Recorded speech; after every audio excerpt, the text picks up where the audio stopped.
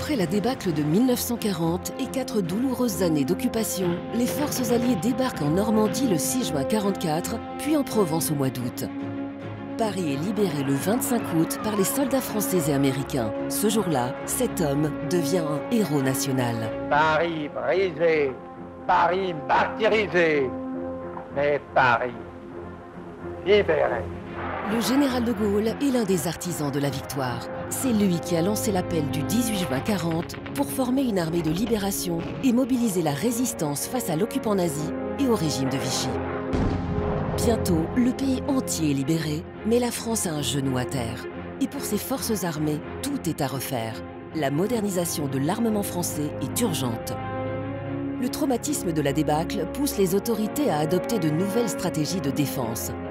Mais du retard a été pris dans l'innovation et l'outil militaire industriel est en partie détruit par les bombardements.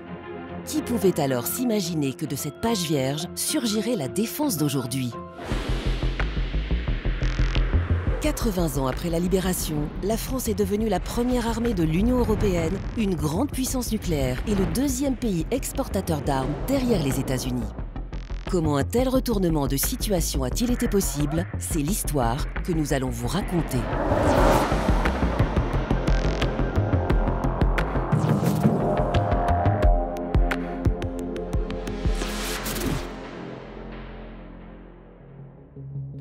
Fin 1944, le général de Gaulle, qui dirige le gouvernement provisoire de la République française, a un plan ambitieux pour moderniser l'armement.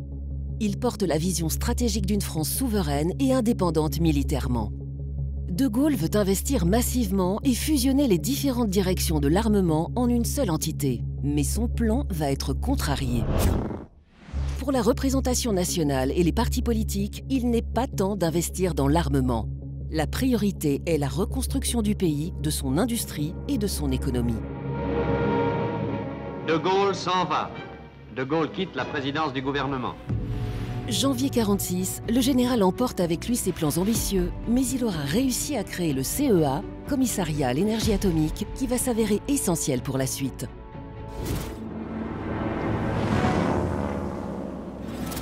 Dès la fin des années 40, on entre de plein pied dans la guerre froide avec son affrontement bloc contre bloc. Face à la menace soviétique qui plane sur l'Europe, la France se range aux côtés des Américains. Les 12 représentants des nations occidentales apposent leur signature au bas du pacte. M. Schuman signe pour la France. Le traité de l'Atlantique Nord s'accompagne d'un système d'aide militaire. Des centaines de millions de dollars pleuvent alors sur l'armement français. C'est près de la moitié de nos dépenses d'équipement militaire dans les années 50. Grâce au soutien américain, mais aussi britannique, plusieurs secteurs de l'armement connaissent une renaissance fulgurante. On voit aussi un renouveau français dans l'aéronautique avec les légendaires avions Ouragan et Mystère. Et dans le domaine naval et les missiles également, les progrès sont remarquables. Au même moment, et comme prévu par le traité, 50 000 soldats américains s'installent dans 14 bases militaires sur le sol français. L'OTAN est née et nous sommes bien loin de la vision d'indépendance et de souveraineté espérée par de Gaulle.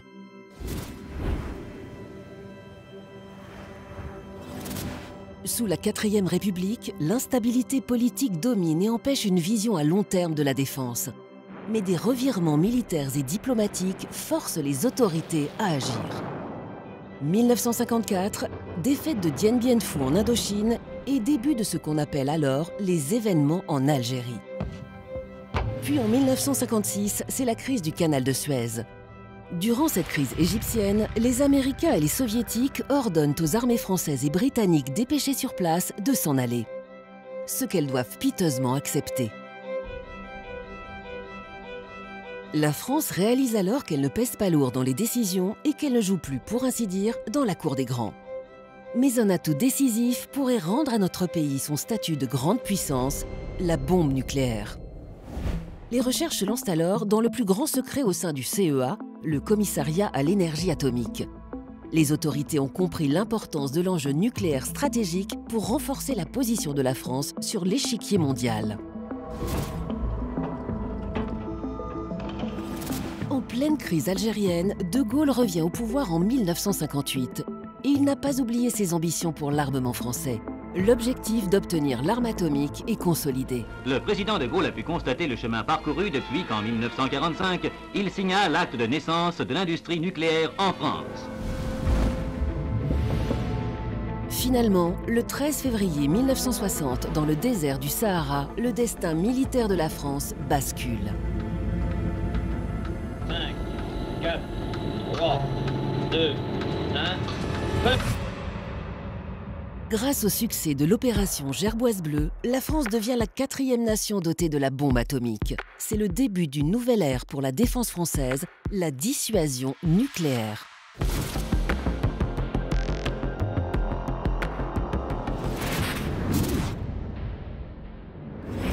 Depuis Hiroshima et Nagasaki, on mesure la puissance apocalyptique de la bombe atomique. La doctrine souhaitée par De Gaulle est alors simple, empêcher la guerre. Utiliser la bombe comme une arme politique qui préviendrait un adversaire d'attaquer les intérêts vitaux de la France. Une force qui, dans le monde très dangereux où nous nous trouvons, doit nous donner la capacité de dissuader les autres de nous attaquer jamais, c'est-à-dire de nous donner la plus grande chance de paix qui soit possible. Pendant la guerre froide, l'ennemi principal est l'URSS. La doctrine française est alors d'être capable de détruire 50% des capacités économiques soviétiques en rasant des villes entières. Le pouvoir gaulliste impose d'avancer sur le nucléaire. Pour le président, la dissuasion est la clé d'une défense indépendante et souveraine. Pour déployer cette stratégie, De Gaulle reprend l'idée de fusionner les directions de l'armement au sein d'une structure centralisée. Ce sera la délégation ministérielle pour l'armement, ancêtre de l'actuelle DGA, Direction générale de l'armement. Les compétences qui fonctionnaient en silo pour les différentes armées sont désormais réunies au sein de la DGA. L'objectif est de mettre en commun les forces des ingénieurs dans une approche transversale.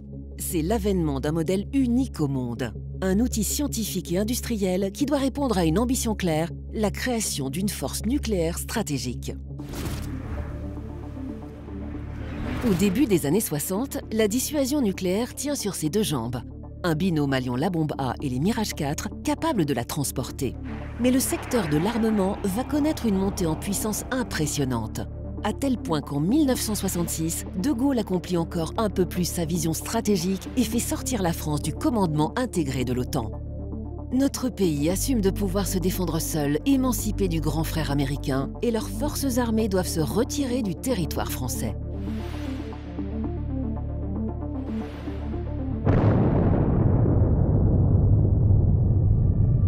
Après des années de recherche, notre pays possède la bombe H, 1000 fois plus puissante que la bombe atomique. En 1971, les premiers missiles sol-sol stratégiques sont mis en service sur le plateau d'Albion en Provence et tournés directement vers Moscou. Puis en 1972, c'est la mise en service du redoutable, premier sous-marin français lanceur d'engins. Dès lors, la France détient la triade nucléaire. C'est la possibilité d'utiliser l'arme nucléaire par la terre, les mers et les airs. Si l'attaque ennemie continue, malgré l'intervention des armes tactiques, alors le président de la République pourra décider d'utiliser l'arme nucléaire ultime. La dissuasion française est complète, crédible et capable de répliquer quelle que soit la situation de conflit. Le nucléaire est un véritable catalyseur pour la recherche et l'innovation au sein de la DGA qui va déboucher sur des avancées dans tous les domaines. En 1966, les premiers chars AMX-30 de série sont livrés. Au début des années 70, les missiles Exocet, Hot et Milan sont opérationnels. En 83, c'est la mise en service d'une nouvelle génération de sous-marins à propulsion nucléaire. Et en 84, l'armée aérienne s'équipe du Mirage 2000. Cet âge d'or profite aussi au secteur conventionnel vers lequel ruissellent progressivement des technologies militaires.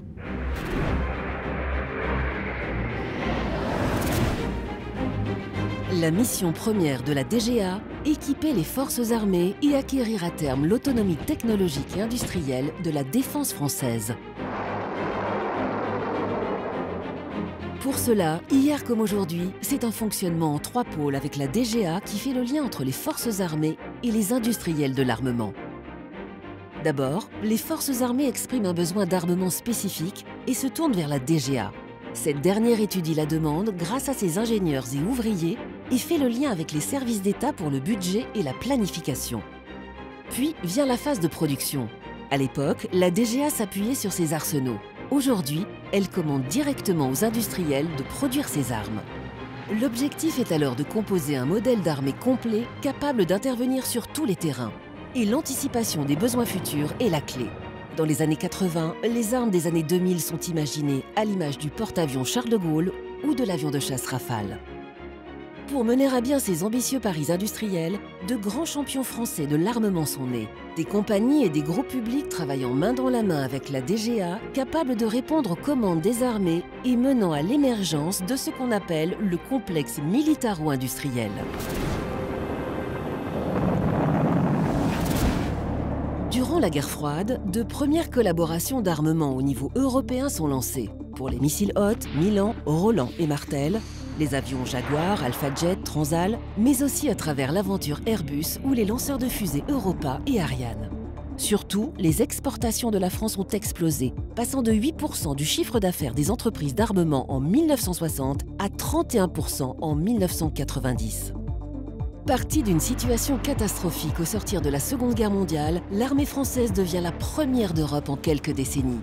Et dans la nuit du 9 novembre 1989, la géopolitique mondiale est bouleversée lorsque tombe le mur de Berlin.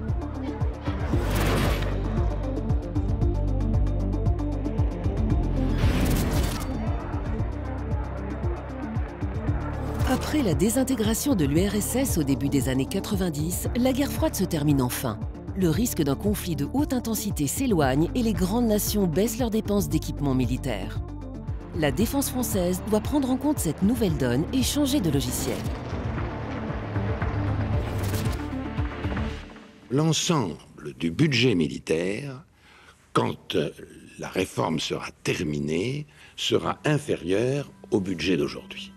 Élu en 1995, le président Jacques Chirac baisse significativement le budget de défense et prend des décisions drastiques. Dès 1996, fin des missiles nucléaires tactiques et fermeture du plateau d'Albion. C'est la fin de la triade nucléaire avec sa composante terrestre. L'État met aussi un coup d'arrêt aux essais nucléaires dans le Pacifique.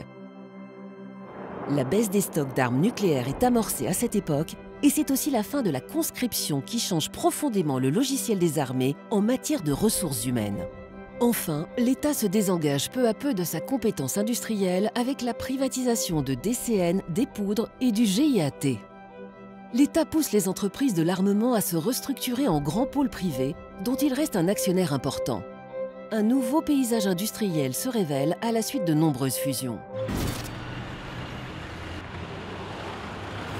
Malgré ces changements drastiques, l'après-guerre froide voit des projets d'envergure arriver à leur terme. Le char de combat blindé Leclerc est mis en service en 1993. Le porte-avions nucléaire Charles de Gaulle en 1994. Suivront une nouvelle génération de sous-marins nucléaires et bien sûr une des perles de l'armement français, le Rafale. Cet avion de chasse permet de comprendre l'importance de la vision stratégique d'ensemble et de long terme portée par la DGA et les forces armées. Au début des années 80, il faut développer un nouvel avion de chasse multirôle commun à l'armée de l'air et à la marine nationale. L'enjeu est immense car ce dernier doit pouvoir remplacer 7 types d'avions de combat existants. Après des années de recherche et de campagnes d'essai pour perfectionner l'appareil, le Rafale entre en service en 2002, 20 ans après avoir été imaginé. Il devient vite un emblème des missions des forces françaises, puis une star à l'export.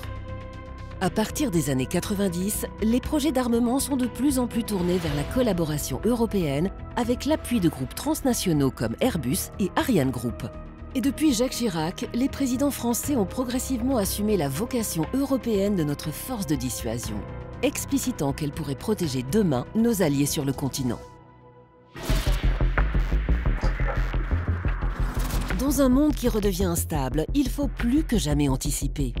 La DGA, les forces armées et les industriels travaillent main dans la main pour élaborer dès aujourd'hui les outils de demain et faire face aux nouvelles menaces. Il faut identifier les prochaines ruptures technologiques et se parer pour la lutte dans tous les milieux, des fonds marins jusqu'à l'espace, mais aussi dans les champs informationnels avec la guerre cognitive, la lutte informatique d'influence, l'intelligence artificielle et la résilience cyber. Le fonctionnement unique du modèle de défense français, en place depuis 1961 avec la DGA, a permis d'assurer l'indépendance et la souveraineté de notre pays. Cette stratégie, héritée de la vision de Charles de Gaulle après la Seconde Guerre mondiale, reste d'actualité 80 ans plus tard.